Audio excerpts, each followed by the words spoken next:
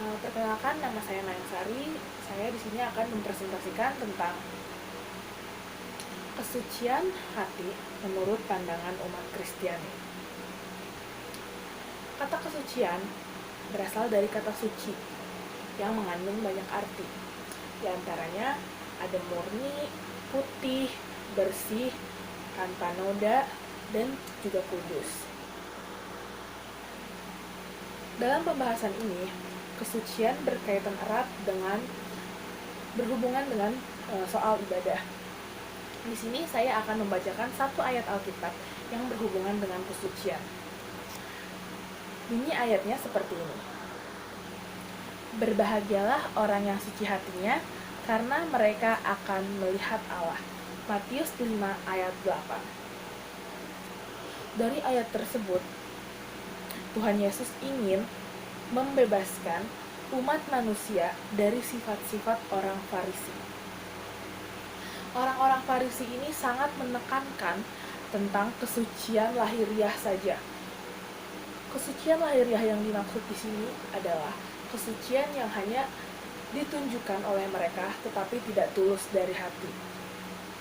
Sifat-sifat mereka itu seperti seolah-olah terlihat seperti rajin beribadah, terlihat seperti taat kepada Tuhan, terlihat saleh, namun nyatanya itu semua tidak dilandaskan dari hati yang sungguh-sungguh atau dari lubuk hati yang paling dalam. Dan mereka pula masih melakukan hal-hal yang dilakukan oleh orang-orang duniawi. Kesucian hati yang dimaksud Tuhan di sini adalah bukan hanya sekedar dari perbuatan saja, melainkan dimulai dari hati kita, bukan dari perbuatan kita saja. Hati yang suci adalah hati yang murni, tidak munafik dan juga tidak mendua.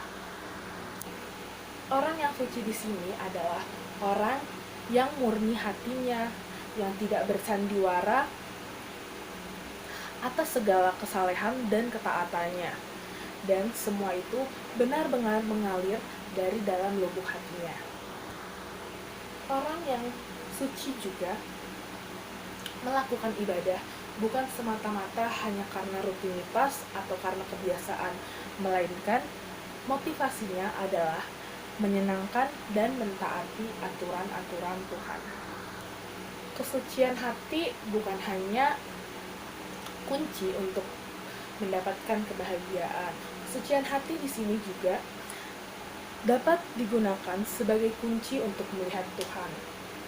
Oleh sebab itu, jika kita ingin melihat Tuhan dalam pelayanan kita, dalam waktu ibadah kita, dalam pekerjaan kita, atau saat kita di rumah, kita harus selalu menjaga hati kita untuk tetap suci.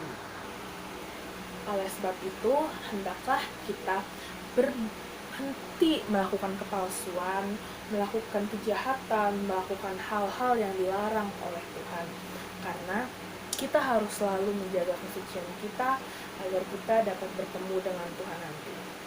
Sekian penjelasan dari saya, kurang lebihnya mohon maaf. Dan saya juga meminta maaf apabila ada salah kata. Terima kasih, saya tutup.